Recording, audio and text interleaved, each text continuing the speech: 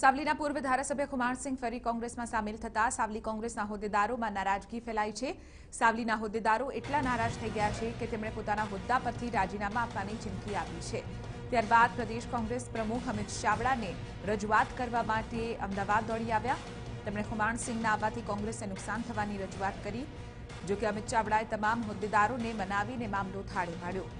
કુમારસિંહના આવવાથી વર્તમાન કોંગ્રેસ હોદ્દેદારોને કોઈ નુકસાન નહીં થાય તેવી અમિત ચાવડાએ ખાતરી આપી હતી। મહત્વની વાત છે કે કુમારસિંહ ચૌહાણ કોંગ્રેસમાં જોડાતા સાવલીના હોદ્દેદારોમાં નારાજગી પ્રવર્તી રહી છે। સાવલીના હોદ્દેદારોએ કોંગ્રેસ કાર્યાલય પહોંચીને અમિત ચાવડાને રજૂઆત કરી।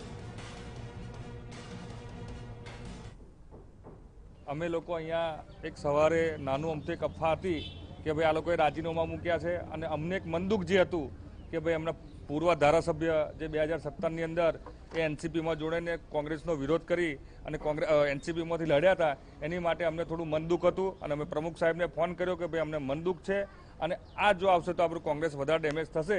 પણ પ્રમુખ સાહેબે અમને એવું કીધું કે ભાઈ તમે અહીંયા આવો અને અમને પ્રમુખ સાહેબને અમારી જે વેદના હતી એ અમે એમને રજૂ કરી તો અમે પ્રમુખ સાહેબે સંતોષપૂર્વક જવાબ આપ્યો છે કે ભાઈ તમે ચિંતા ના કરો, એવું કોઈ ડેમેજ નહીં કરે અને અમને કોઈ શરત વગર એમને અમે કોંગ્રેસમાં લીધા છે।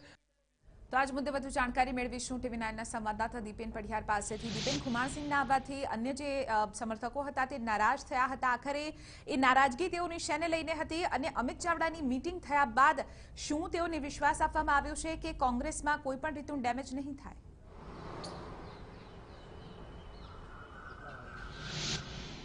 બિલકુલ ચિત્રા, ગઈકાલે સાવલીના પૂર્વ ધારાસભ્ય કુમારસિંહ ચૌહાણને ફરીથી કોંગ્રેસમાં પ્રવેશમાં આપવામાં આવ્યો, જેને લઈને જે સ્થાનિક હોદ્દેદારો છે તે હોદ્દેદારો નારાજ હતા। હોદ્દેદારોને ક્યાંક ને ક્યાંક એવો ડર હતો કે કુમારસિંહને ફરી પરત કોંગ્રેસમાં લેવાથી તેમને ક્યાંક ને ક્યાંક હોદ્દાઓની ફરીથી લાવણી કરવામાં આવશે અથવા તો જ્યારે પણ ચૂંટણી આવશે ત્યારે તેમને ફરીથી ટિકિટ આપવામાં આવશે। એક વખત તેઓ કોંગ્રેસને છોડી અને એનસીપીમાંથી ચૂંટણી લડ્યા હતા અને હવે ફરી તેઓને પાછા કોંગ્રેસમાં લેવામાં આવ્યા છે। ત્યારે જે સ્થાનિક આગેવાનો છે, સ્થાનિક હોદ્દેદારો છે, તે હોદ્દેદારોના પણ પત્તા કપાવવાની શક્યતા છે। તેને લઈને હોદ્દેદારોએ રાજીનામા આપવાની ચીમકી ઉચ્ચારી હતી તાલુકા પ્રમુખથી લઈને। ત્યારે આ મામલે અમિત ચાવડાએ તમામ હોદ્દેદારોને અહીંયા બોલાવ્યા હતા, હોદ્દેદારો સાથે મુલાકાત કરી હતી અને અમિત ચાવડાએ તમામ હોદ્દેદારો અને આગેવાનોને લગભગ 1 કલાક સુધી એમની સાથે ચર્ચા વિચારણા કરી હતી અને અમિત ચાવડાએ ખાતરી આપી છે કે કુમારસિંહ ચૌહાણને જે કોંગ્રેસમાં લેવામાં આવે છે તે કોઈપણ શરત વિના તેમને લેવામાં આવ્યા છે। હવે જ્યારે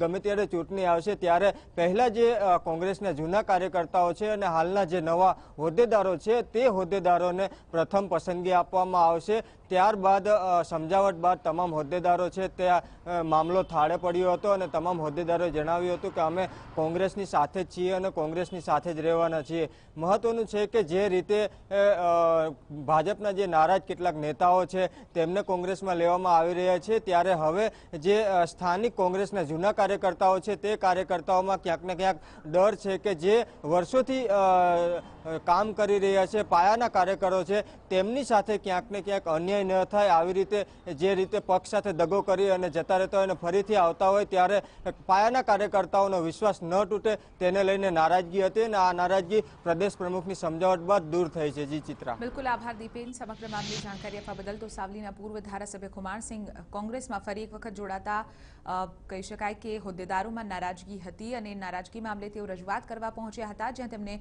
અમિત ચાવડા તરફથી વિશ્વાસ આપવામાં આવ્યો છે કે કોઈ પણ પ્રકારની ડેમેજ કોંગ્રેસને નહીં થાય।